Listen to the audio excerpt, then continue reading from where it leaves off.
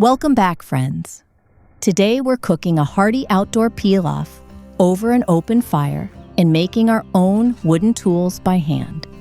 If you've ever wondered how real Campfire Pilaf is actually made, not the TikTok version, stay with us. This is the real process people in Ukrainian countryside still do when family gathers outside and nobody is in a hurry.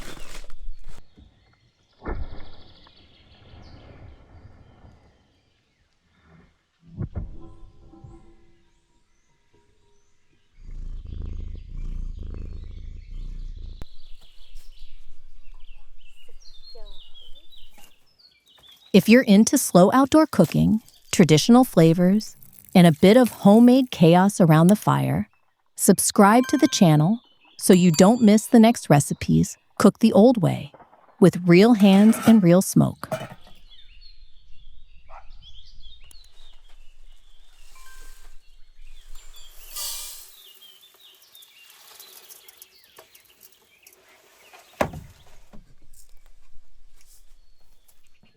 All right, like any proper pilaf, we start with the basics: rice and lamb.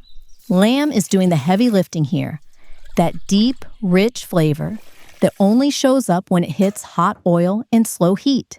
Pilaf goes way back, rooted in ancient Persia, where polo was already a thing. Rice cooked with fat, spices, sometimes meat, sometimes just whatever was available. It was survival that turned into tradition. And rice itself? It traveled across continents through trade routes, picking up new lives everywhere it went.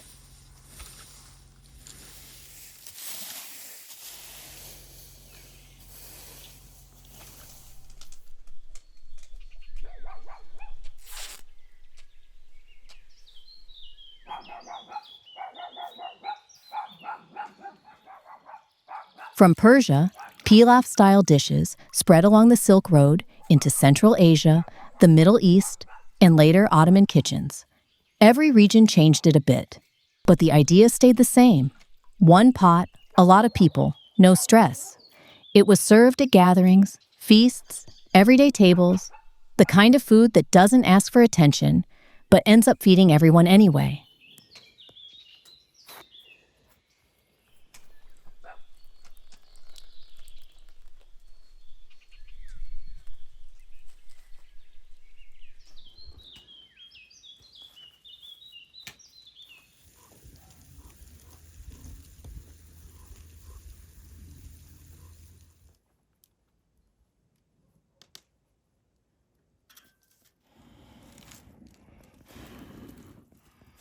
In Ukrainian cooking culture, pilaf came in through centuries of contact with neighbors, Crimean Tatars, Central Asia, broader Soviet culinary mix. It became a familiar outdoor dish, picnics, village gatherings, family weekends, usually lamb or beef, carrots, onions, rice, and whatever spices are on hand. Nobody really measures anything strictly. It's more like, this feels right cooking. And somehow, it still works every time.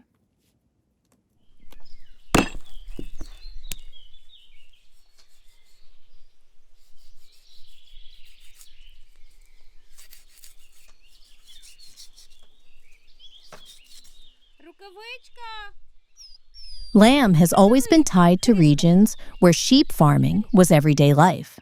So it wasn't a fancy choice, just a normal one. The same logic shaped pilaf everywhere. You cook what you have, you feed whoever is around. There's something grounding about that. No plating obsession, no overthinking, just a big pot doing its job while people talk, argue, laugh, and occasionally pretend they're helping.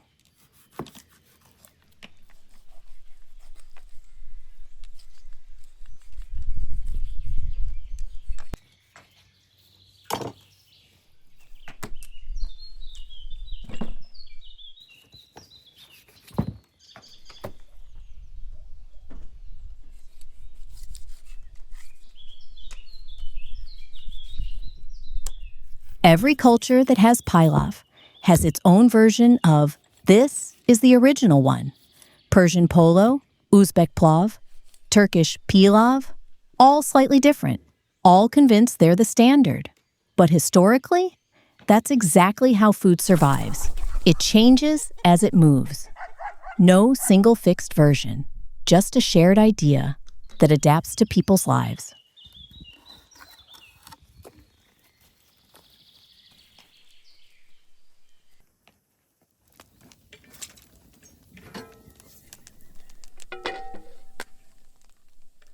Okay, rice goes in the pot now. Just pour it in, spread it a bit, add salt and some spices. Nothing fancy, honestly. It always looks like, is this even right? Moment. But it is. From here, you just let it cook and try not to touch it every 2 minutes.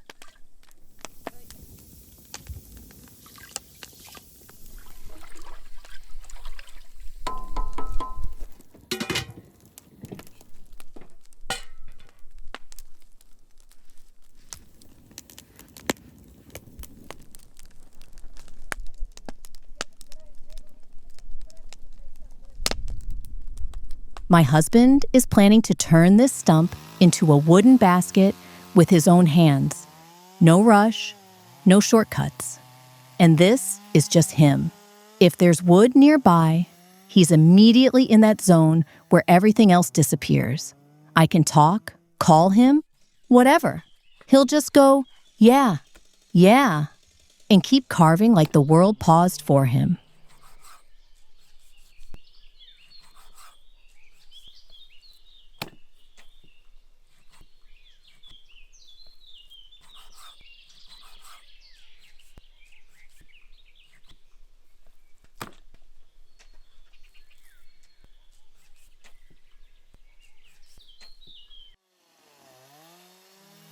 And honestly, this kind of love for working with wood feels really natural here. In Ukraine, especially in older rural life, people didn't really separate hobbies from survival. If you needed something, you made it. Tables, shelves, spoons, baskets, all of it came from someone's hands at home.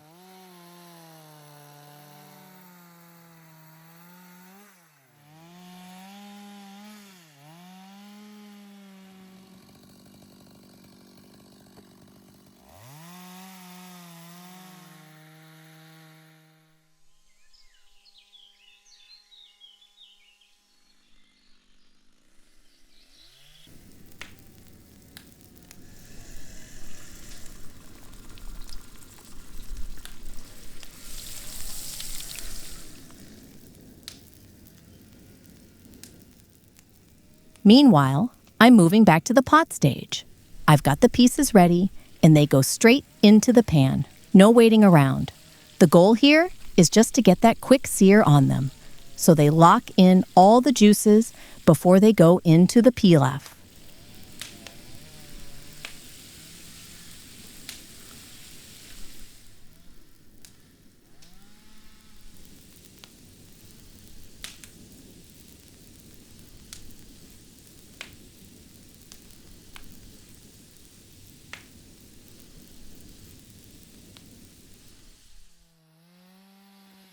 What always gets me is how focused he becomes.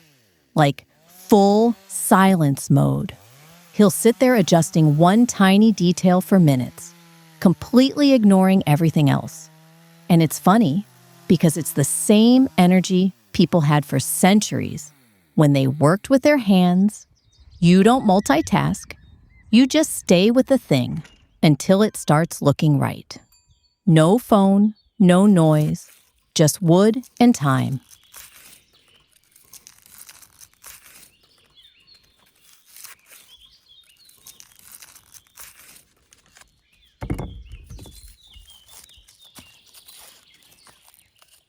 Ukrainian men, historically, were often tied to very hands-on skills: building, repairing, farming, carving, anything that kept life running.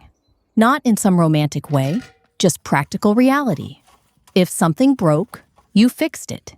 If you needed storage, you made it. That mindset is still here, just quieter now. And I think that's why it feels so normal when he picks up wood and just starts shaping it, like it's obvious what to do.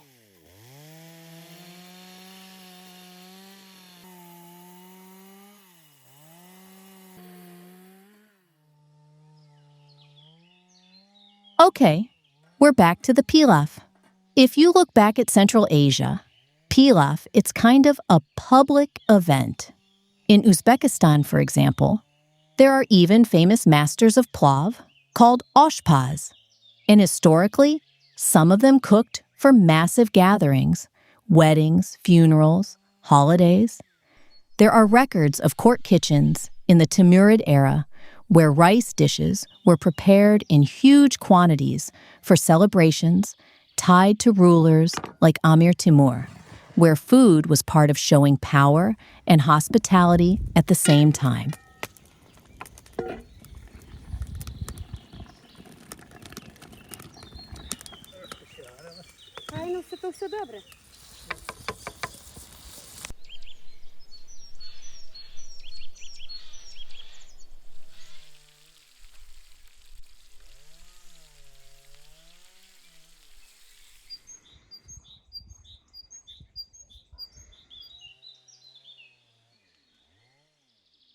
And there's something interesting about royal kitchens in general. Like in the Ottoman Empire, rice pilaf was a standard dish in the Topkapi Palace kitchens in Istanbul. It was just part of how big households functioned. Even sultans weren't eating something totally separate from the culture around them. They were eating variations of the same shared food tradition, just on a different scale.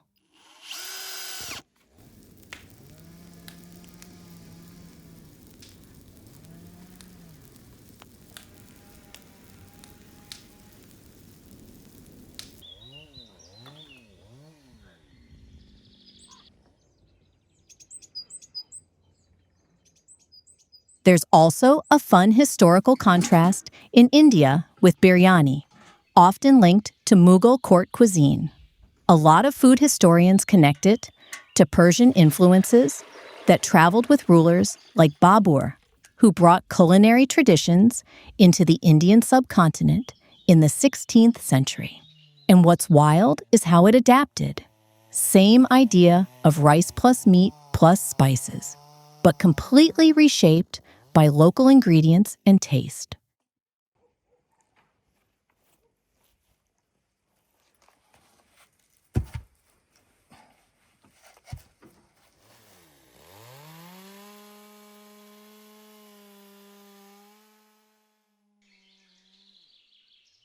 And my husband is still over there working on that wood, like time doesn't exist for him.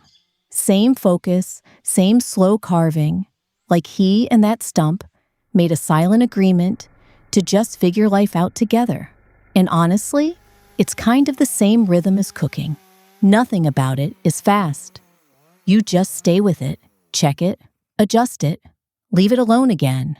And I swear, if you step away for 5 minutes, both the pot and the man are still exactly where you left them, just slightly more committed to what they're doing.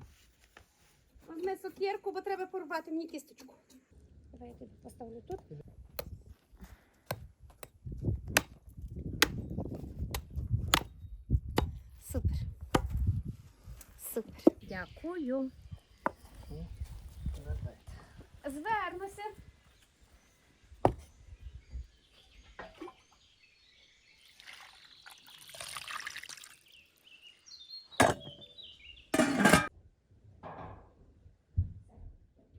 Here's something most people miss about pilaf. The original idea wasn't even a recipe. It was a cooking method built around absorbing liquid into rice, so nothing was wasted. In early Persian cooking traditions, rice dishes like polo were designed to stretch ingredients. It was practical food logic. Fat, grains, and whatever protein you had all going into one system so nothing gets lost.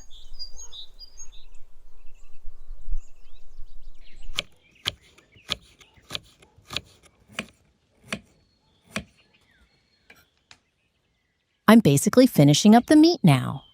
It's already got that deep golden color, the kind where you just know it's going to make the whole pilaf taste better. And now I'm throwing in the carrots. This is always my favorite part because the moment carrots hit the hot fat and meat juices, everything starts smelling a bit sweeter, a bit warmer, like the whole pot is finally waking up and deciding to become pilaf for real.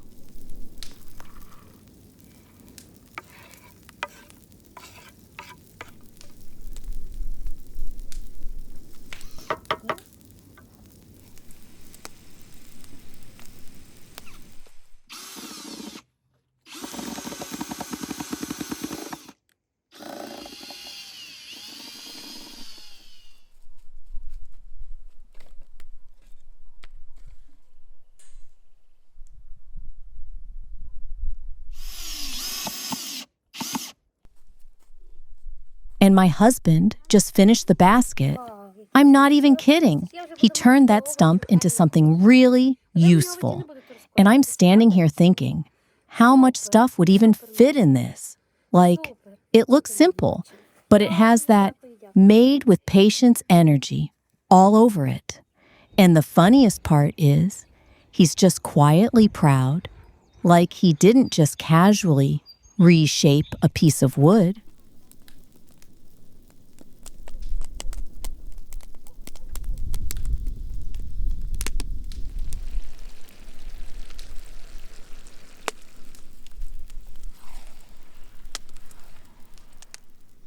While I'm adding the spices and finishing everything off, if you're enjoying this kind of slow outdoor cooking, real food, real fire, and a bit of chaos in between, subscribe to the channel so you don't miss what we cook next.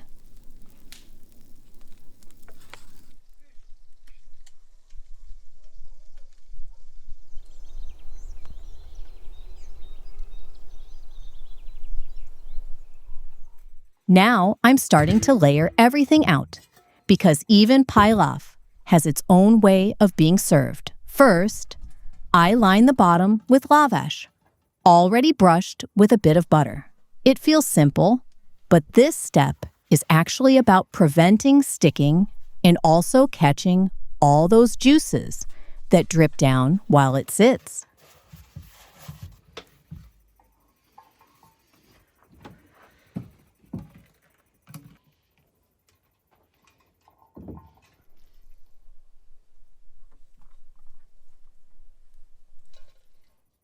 Then I start layering rice and meat.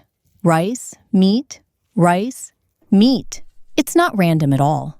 This style is connected to how pilaf developed in different regions where serving large groups mattered. Instead of mixing everything into chaos, layering helps keep texture. Rice stays fluffy, meat stays juicy, and every scoop gets a bit of everything instead of one heavy bite.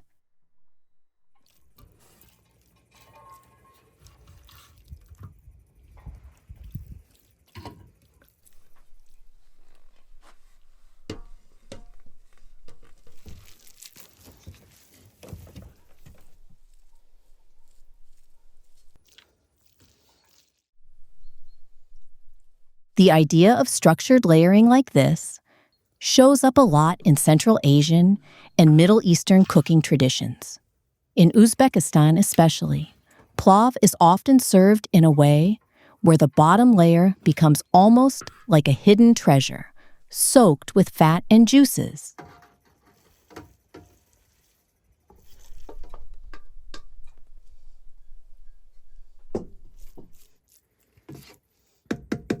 There's also a very practical logic behind it. When you cook for many people, you can't afford uneven distribution. Layering makes sure nobody gets just rice or just meat. Every portion becomes balanced automatically. And it's funny because it feels so structured, but it actually came from very unstructured, real-life cooking situations. Camps, villages, big family gatherings.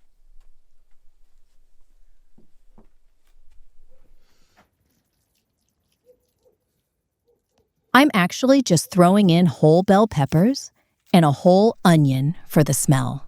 They're not really meant to mix into the texture, more like slow flavor bombs sitting in the pot. As they heat up, they release this sweet, slightly smoky aroma into the rice and meat, and it changes the whole atmosphere around the fire. Хотіла я швидше. Ого. Ого.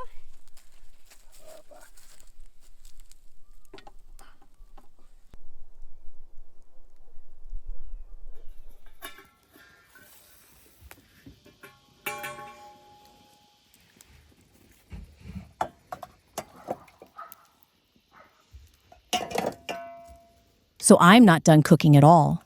Now I'm also thinking about making a meat soup. And somehow, that feels very on brand for this whole day. Soup is one of those things that almost every culture has, and it usually starts from the same idea. Take meat, bones, water, and slowly turn it into something that feeds more than one person. It's basic, but in a very smart way.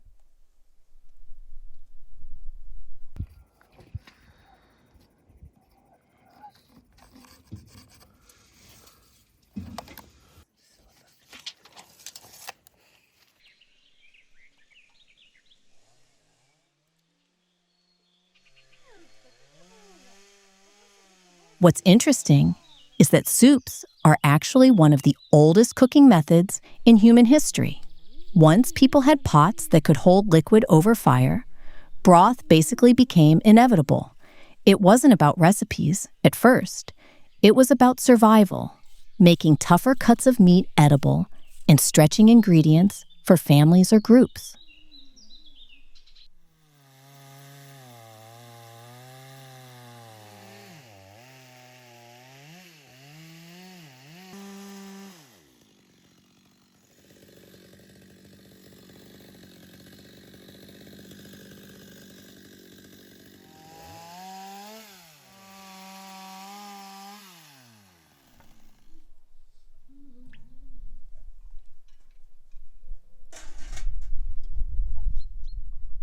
In Ukrainian food culture, soups are basically non-negotiable. There's borscht, of course, which is the most famous one, but also countless everyday meat soups with potatoes, carrots, onions, whatever was available. It's the kind of food that quietly holds households together, especially in colder seasons when you just need something warm and solid.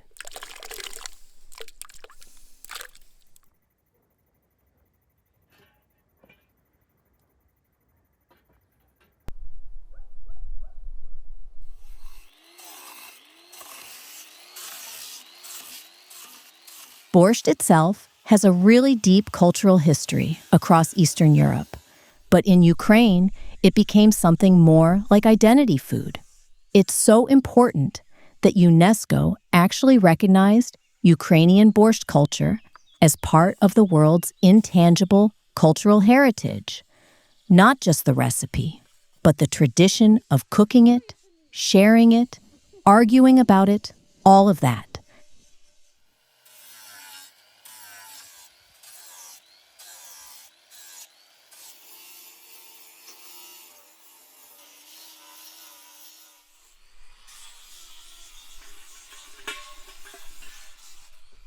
And I love how soups show up in royal kitchens, too. In European aristocratic cuisine, especially in France, soups like potages were a key part of formal meals for centuries. Even in royal banquets, they weren't optional. They were the structured beginning of a meal.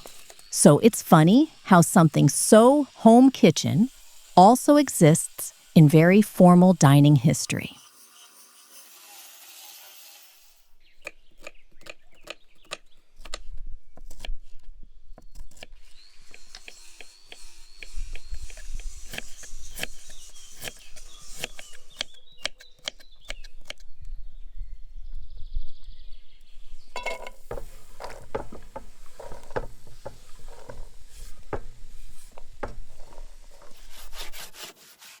Historically, soups were also one of the easiest ways to feed large families in Eastern European villages.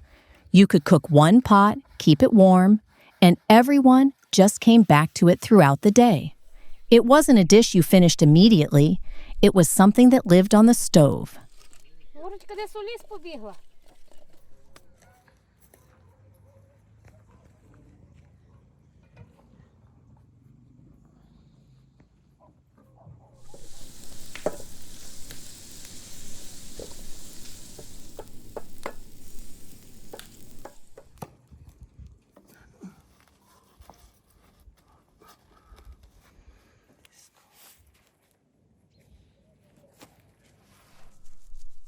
And my husband has already moved on again. He finished the basket, and now he's literally making wooden chairs. Like, no break, no pause, just straight into the next object, like it's a natural continuation of the day. And I just love that about him. The way his brain doesn't stop at done, it just goes, okay, what else can we build?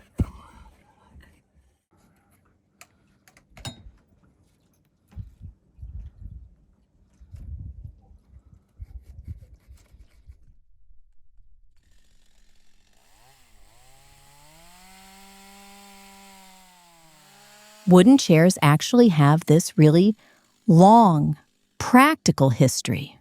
Before factories existed, chairs were not just furniture, they were something valuable in a household. In a lot of European homes, especially in rural areas, people even shared chairs between rooms because making one required time, skill, and good wood. So if you had a solid wooden chair, it meant someone in the house knew what they were doing.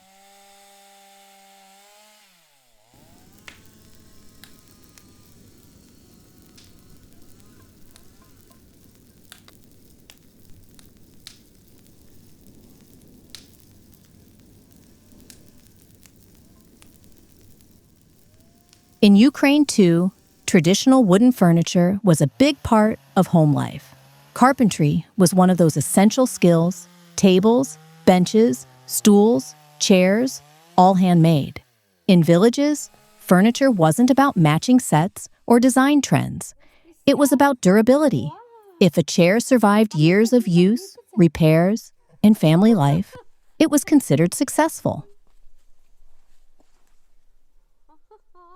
There's also something interesting about how chairs themselves became a symbol over time. In medieval Europe, having a proper chair was actually a sign of status. Not everyone had one. Some people sat on benches or chests. So a wooden chair quietly meant stability and a bit of comfort in daily life.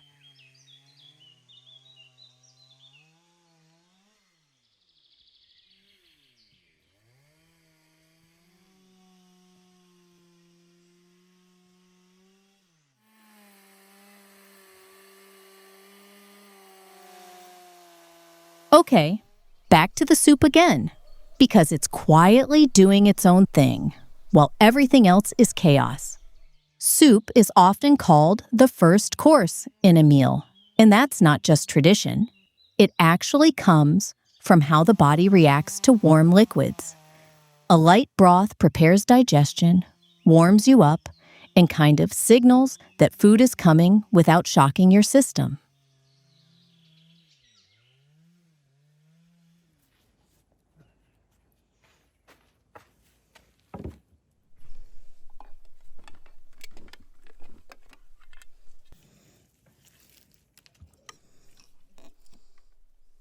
In a lot of European dining traditions, especially French cuisine, soup sits at the beginning of formal meals as a starter because it sets the tone. It's light, warm, and not overwhelming. Even in royal and aristocratic kitchens, soups like consommé or bouillon were standard first courses long before anything heavy arrived on the table.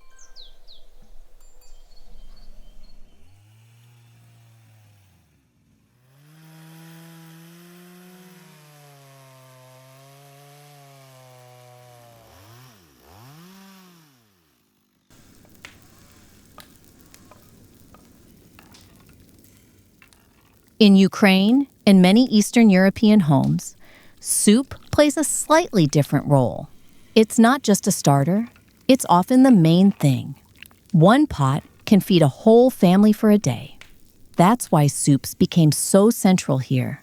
They're economical, filling, and flexible with whatever ingredients you have.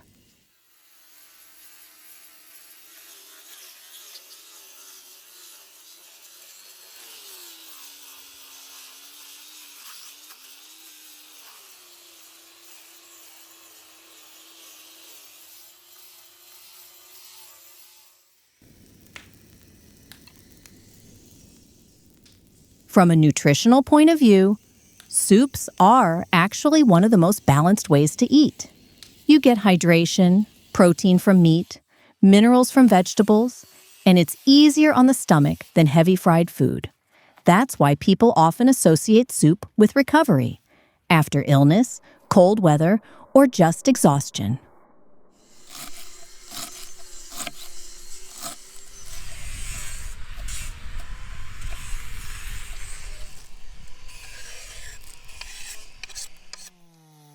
Just look at this. My husband literally made 2 chairs and a small table. Like, out of wood, from scratch, during all this chaos with food and fire. And it's so simple, but so satisfying to see. It's giving that we just built our own little camp life feeling without even planning it.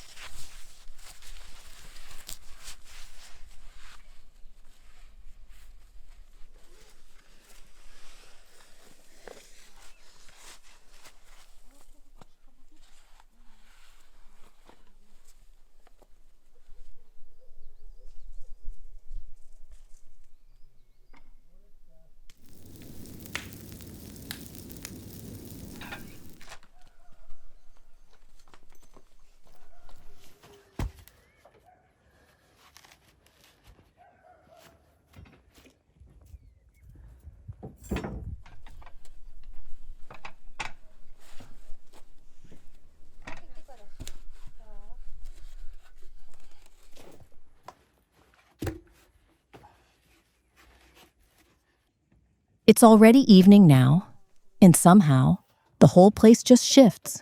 Same fire, same pots, but the light gets softer and everything feels a bit slower.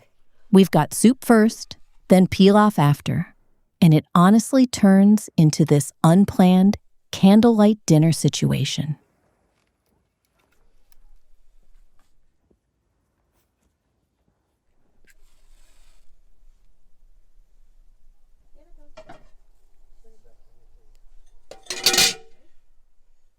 Eating by candlelight used to be completely normal for most of human history. Before electricity, people didn't choose it. It was just how evenings worked. In homes across Europe and Ukraine, meals after sunset were lit by candles, oil lamps, sometimes just the fire itself.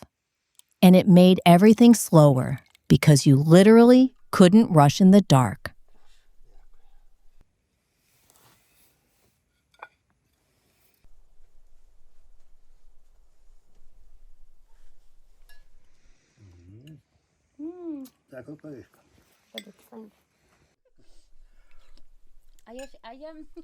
What's interesting is that candlelight changes how food feels.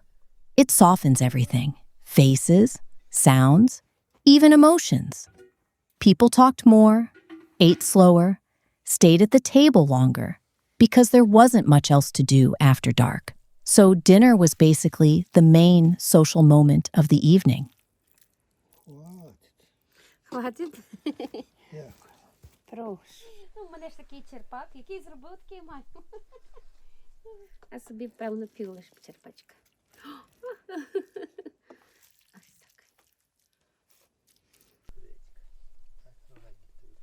Ось так. А вона й то не їсть. And I think that's why we still love this vibe so much now. Even with all the modern lights, when you put candles or fire in the middle of a meal, something switches off in your head. It feels more human, less rushed, like you're allowed to just sit and exist for a bit without scrolling anything. Яка тут красота.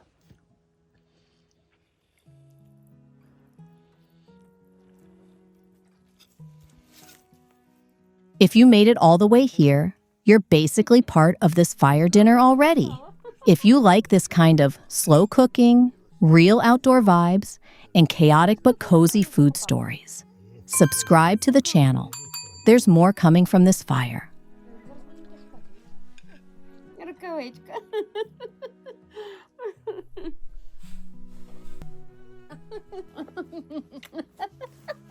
Я вже собережей до своєї любки на ніч.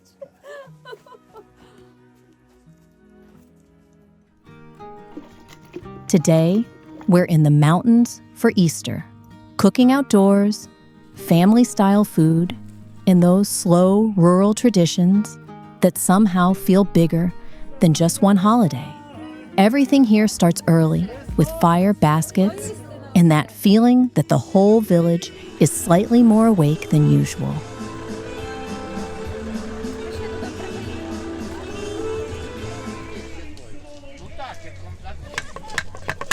Масло будемо колотити. Так добре буде? Дуже добре. Користуйтесь на здоров'я. Our morning started at a local mountain market. It's one of those places where everything feels alive at once. People talking over each other, the smell of smoke and fresh air mixing, and stalls that look like they've been there forever. We came here thinking it's just a quick stop for supplies. But markets like this always turn into a whole experience on their own.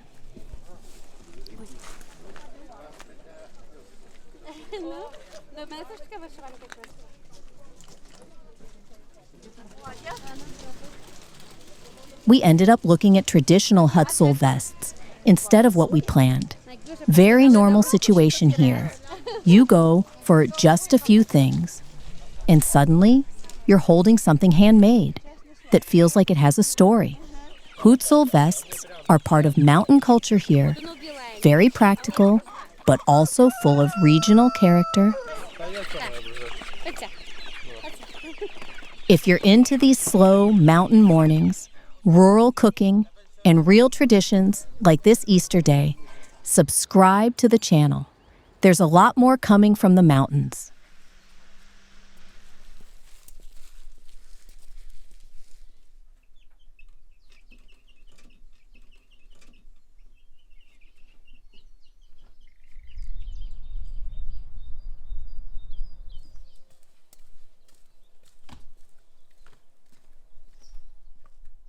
We're back home now, and before anything else, there's a prayer. It's that quiet moment where everyone just pauses, and it kind of sets the tone for the whole day, like everything we're about to do starts from this calm point.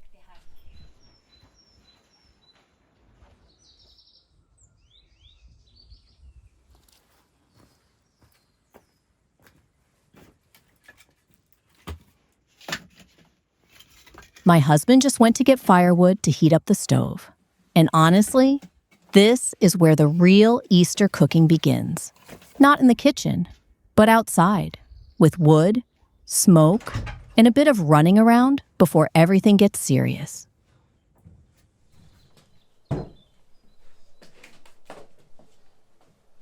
Як, приніс ревець мені? Молодець, молодець. А я буду робити пасочку. Ти мені розпалиш ватру? Добре. The stove is going to be working nonstop today because there's a lot of food coming. In mountain homes like this, one fire often becomes the center of everything. Cooking, warming, waiting. So if the wood isn't ready, nothing else really moves forward. Ярослав, чому мені треба кастрюльку? Будь ласочка, допоможи.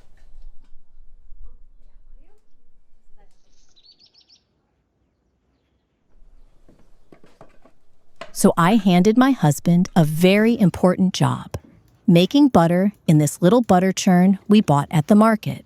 Butter churning goes back thousands of years. People discovered that if you keep agitating cream, The fat separates, and you get butter. No fancy tech, just patience and rhythm.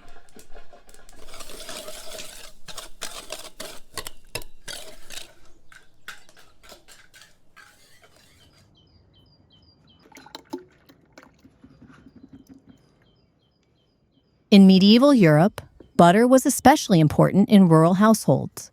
In colder regions, like Northern Europe and the Baltics, it became a daily staple because cows were central to farming life. Monasteries also played a role. Monks often produced dairy products, including butter and cheese, both for themselves and for trade.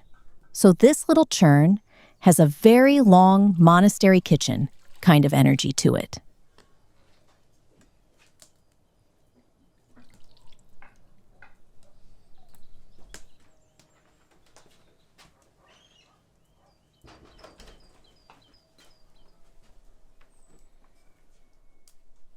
So I've already started making dough for Easter bread, Pascha. And it's one of those slow, rich, enriched doughs with eggs, butter, milk, sugar, basically everything that makes it soft and festive. It's the kind of dough that behaves like it has a mood. If the kitchen is cold or you're rushing it, it just pretends it didn't hear you.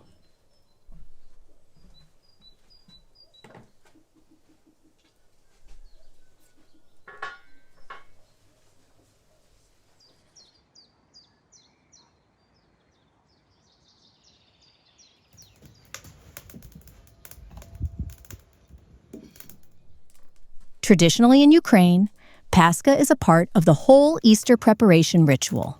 Families bake multiple loaves because they're taken to church in baskets for blessing and also shared at home during the holiday. It's less about one cake and more about abundance, making sure there's enough for family, guests, and whoever drops by unexpectedly, which always happens.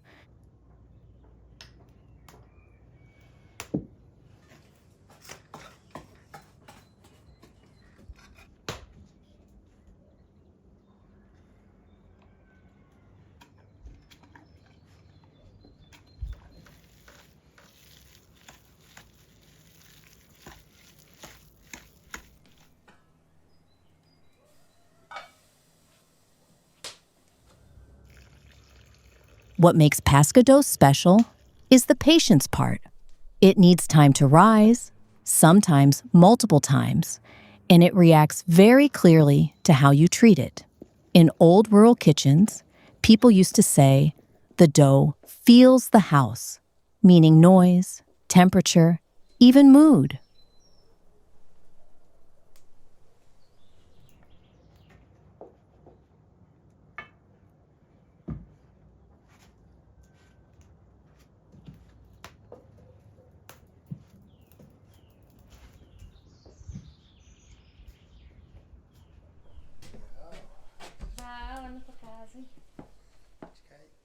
And look at this.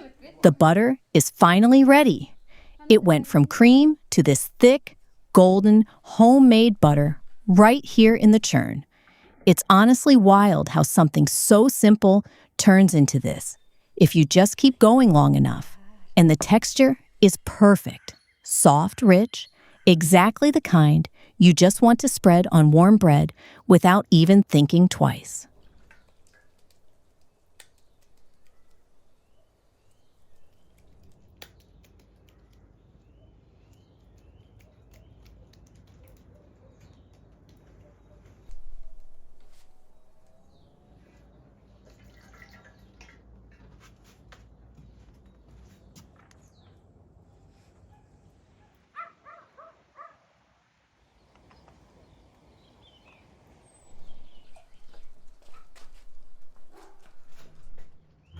Okay, now it's time for meat, or honestly, sausages for Easter, which here are basically non-negotiable. In Ukrainian Easter tradition, meat products like sausage or ham are part of the festive basket after long Lenten fasting, when people avoid animal products for weeks. So, when Easter finally comes, everything becomes very simple emotionally. Bread, eggs, butter, and sausage just becomes that we're officially done fasting moment on the table.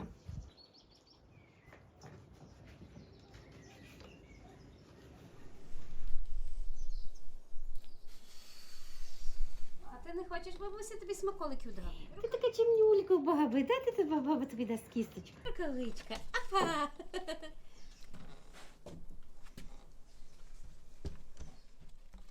What people often don't think about is that sausage itself is an ancient preservation method. Across Europe, including Ukraine, families used curing, smoking, and salting to keep meat edible for longer periods before refrigeration existed. So sausages were storage, survival, and planning for winter all in one.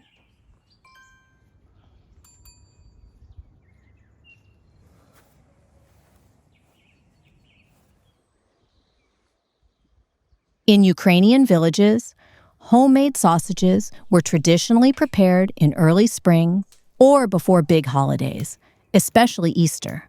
Families would use pork, garlic, salt, and spices, then smoke them in small household smokehouses. It wasn't a special recipe moment. It was just how you made sure there was protein for the whole festive period.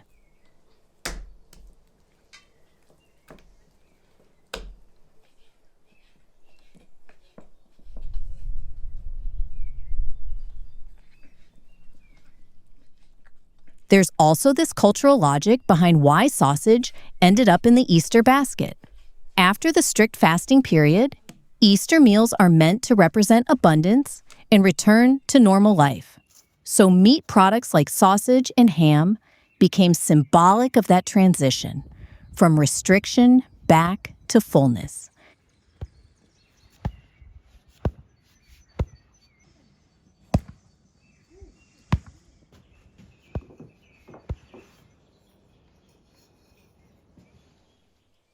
If you look at broader European traditions, cured meats show up everywhere in festive seasons.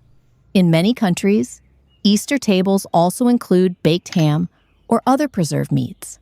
It's not unique to one culture. It's just what happens when you combine seasonal farming cycles, preservation techniques, and religious fasting traditions.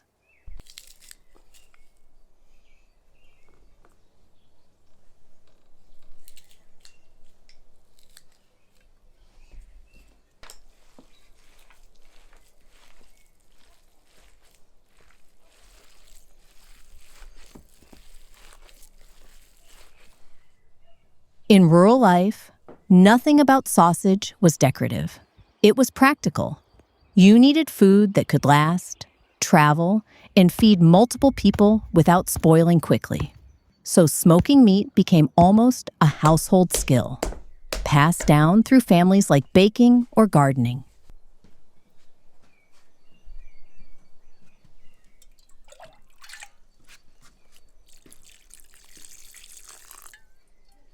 In Ukrainian Easter meals, sausage usually sits alongside paska, eggs, butter, and sometimes horseradish.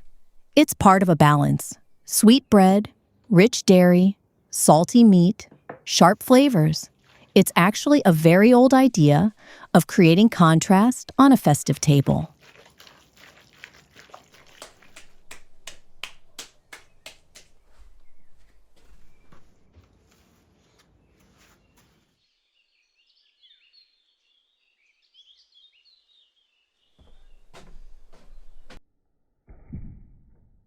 Okay, I'm stepping away from the sausages and back to the paska dough, and it immediately feels like switching into a different mood of cooking. Meat is loud and fast, dough is quiet and demanding, and paska in Ukraine is basically the center of the whole table, the thing everything else is built around.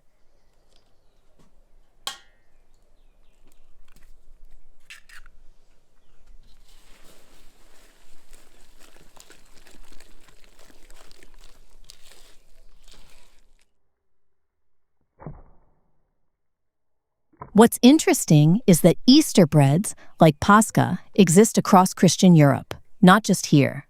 The idea of baking enriched bread with eggs, butter, sometimes sugar, and using it for religious holidays is very old. In Orthodox tradition, it becomes part of the Easter basket that goes to church for blessing together with eggs, butter, and meat.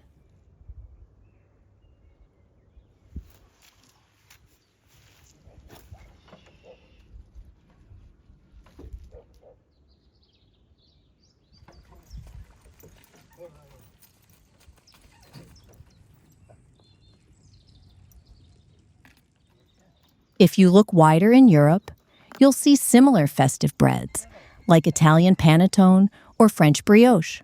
All of them connect to the same historical reality. Eggs, butter, and sugar were expensive ingredients, so anything using them was reserved for special occasions, especially religious holidays like Easter.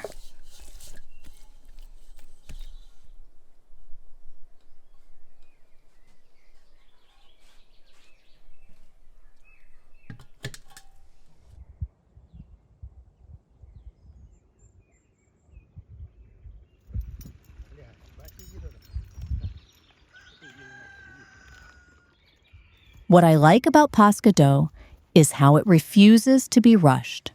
It needs time, warmth, patience, and it reacts immediately if you ignore those conditions. In old rural kitchens, people really planned their day around dough rising because it was a process that shaped the whole household rhythm.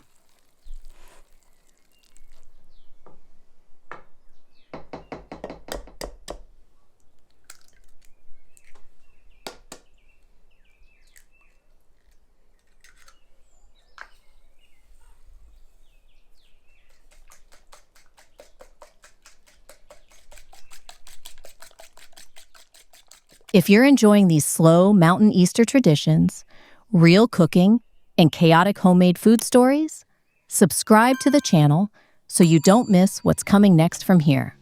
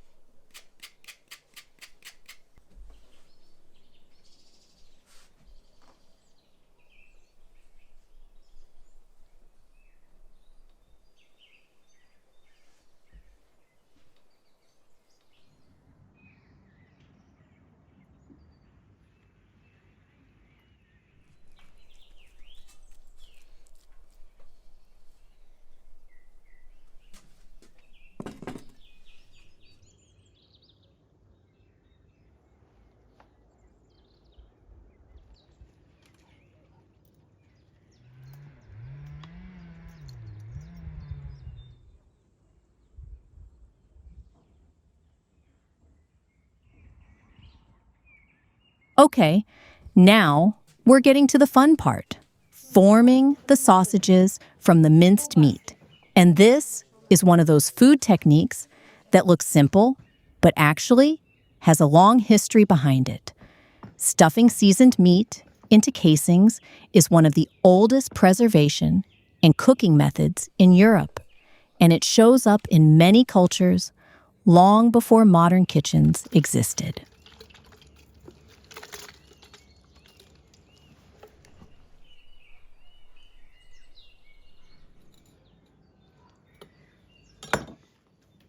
In Ukrainian villages, sausages were usually formed by hand into long, slightly uneven shapes because there was no industrial standard. People just filled the casing, twisted it, and made sections by rotating it. So you'd get these natural links, not perfect factory shapes, but more organic, homemade segments that were easy to hang and smoke.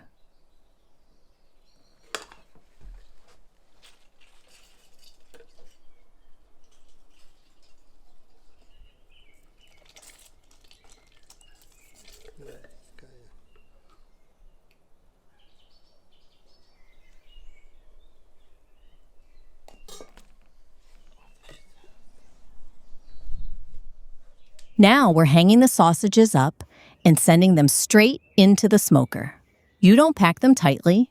You leave space between each sausage so the smoke can move evenly around it. In old smokehouses, people would use wooden rods, hooks, or even simple beams in sheds.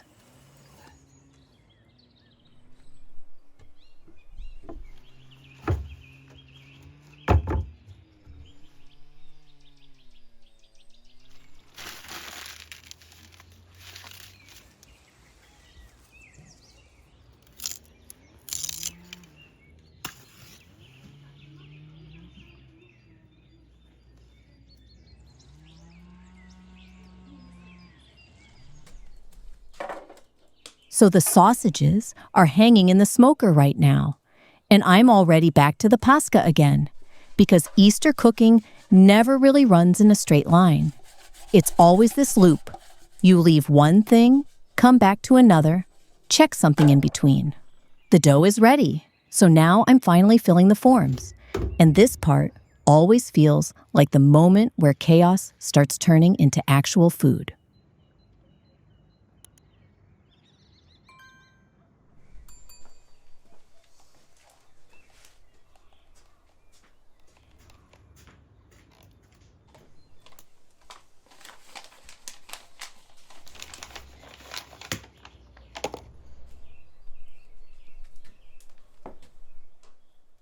The most recognizable pasca shape is that tall, cylindrical one baked in round tins, rising up instead of spreading out.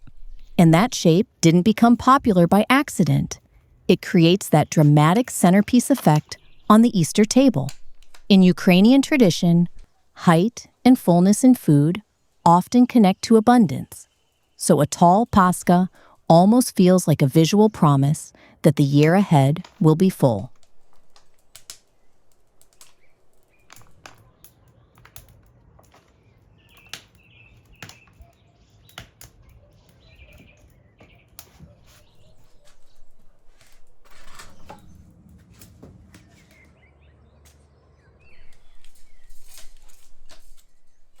But if you go back to older rural kitchens, forms were way less standardized. People used whatever could survive heat: clay pots, deep metal containers, sometimes even improvised molds. The important thing wasn't the shape itself, but the ability to hold this rich, heavy dough long enough for it to rise slowly and bake through in a wood-fired oven.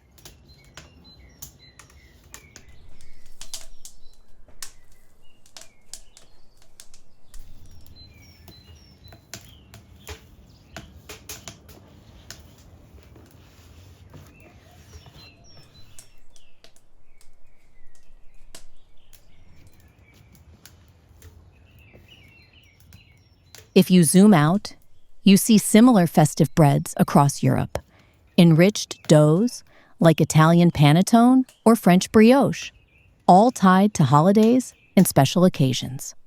The shared idea is simple. Eggs, butter, and sugar were historically expensive ingredients, so when they appeared together in bread, it automatically meant celebration, not everyday food.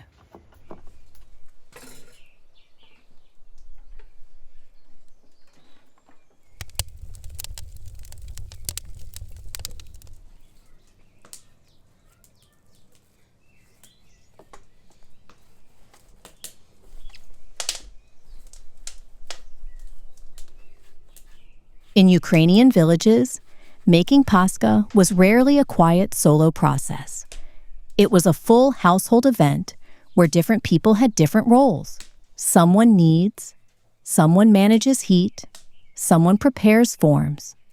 It's very different from modern baking, where everything is measured and silent.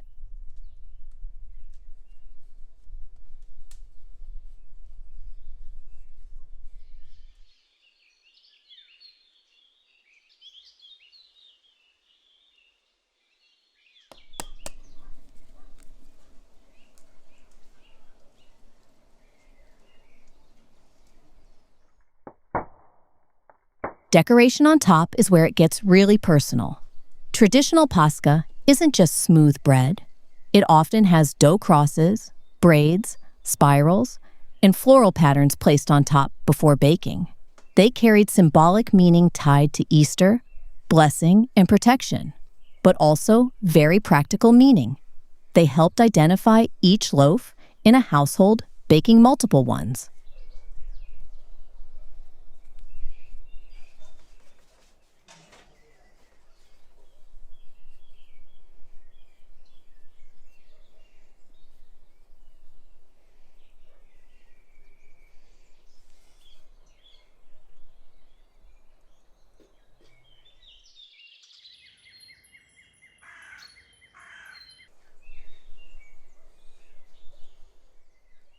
In some families, people still personalize their Pascha tops with initials or small marks, almost like signing the bread before it goes into the oven.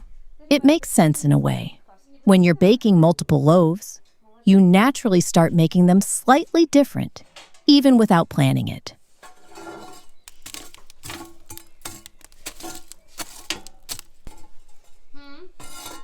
Все добре там?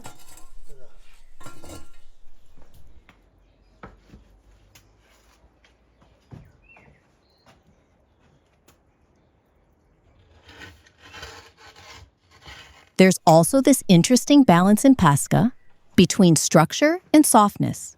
It needs strong enough forms to hold shape, but also enough warmth and patience to rise properly. That tension between control and letting it breathe is basically what defines the whole process.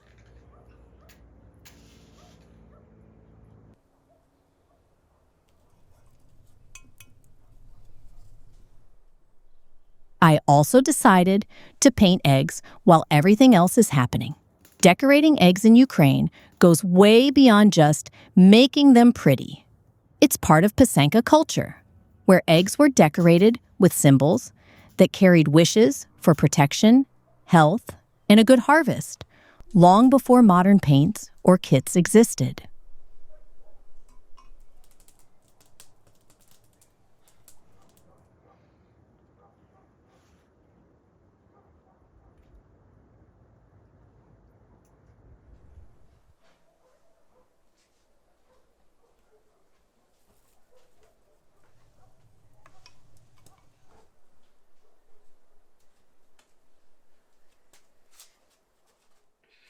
The Paschas are finally ready, and now I'm brushing the tops with glaze and adding sprinkles. The glaze actually keeps the crust soft and gives that slight shine that makes homemade bread feel a bit more festive without doing anything complicated.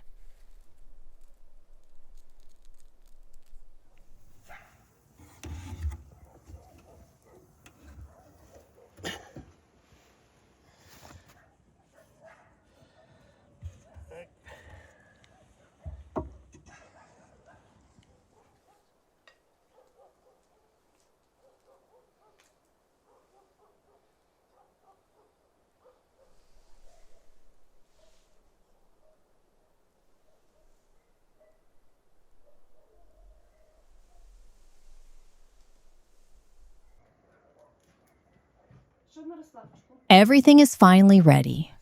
My husband just brought the sausages from the smoker, still warm, still carrying that deep, smoky smell. It's that moment where cooking stops being separate steps and just becomes one big Easter spread.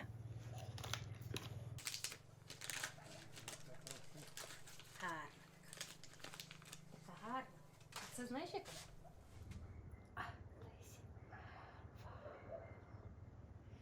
Це сирна паска. And now, we're finally tasting it all together.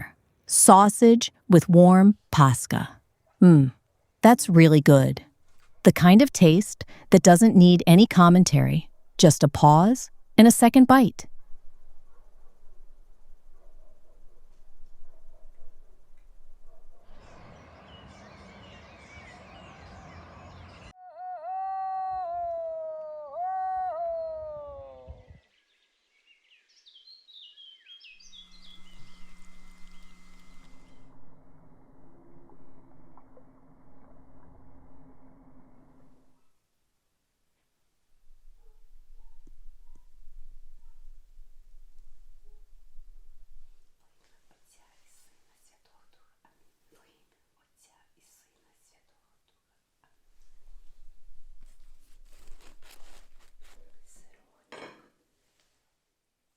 So this is Easter morning. Everything feels a bit different, quieter, slower, like the house is still half asleep, but the day already started. I'm quickly putting everything into the basket now. Pasta, eggs, sausages, butter. And this isn't just packing food. It's actually part of the tradition itself, preparing the Easter basket for church blessing.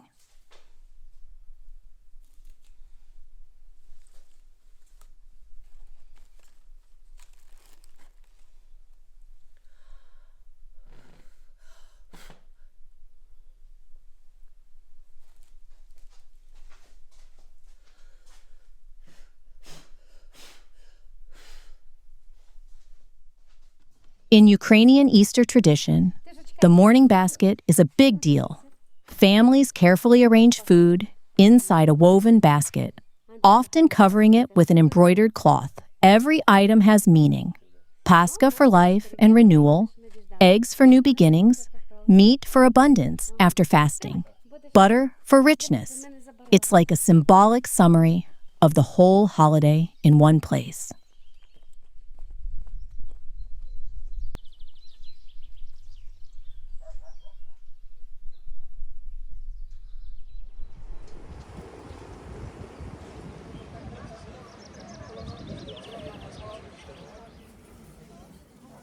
People usually go to church early in the morning, sometimes before sunrise.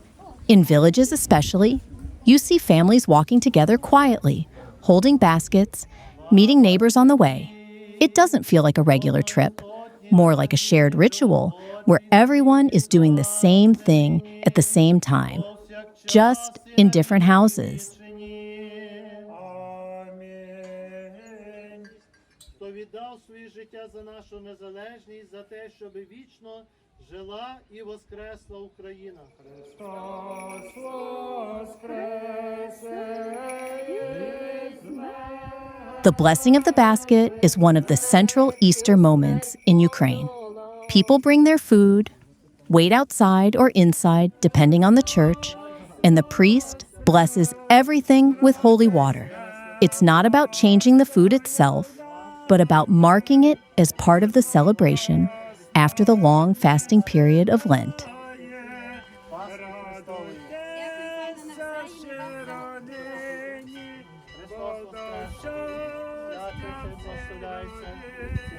Христос воскрес! Воістину воскрес! Христос воскрес! Воістину воскрес!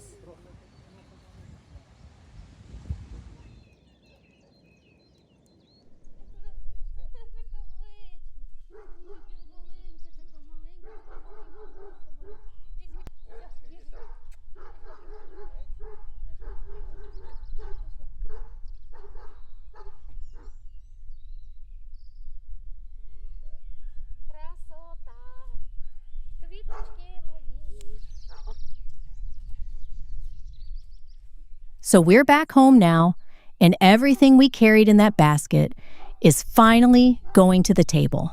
It feels a bit funny how something that was just food in the kitchen yesterday suddenly becomes the center of the whole Easter day. Pascha, eggs, sausages, butter, everything we spent all this time making is now just ready to be eaten. No more waiting. Воістину воскрес! Воістину воскрес! Воістину воскрес! Дякую. Дякую. Всіх. Thank you for spending this Easter day with us. If you enjoyed these mountain traditions, homemade cooking, and a bit of chaos in between, subscribe to the channel, and we'll see you in the next one. Ковбаски. Опа. Хрупай, хай. Гарно до бужа.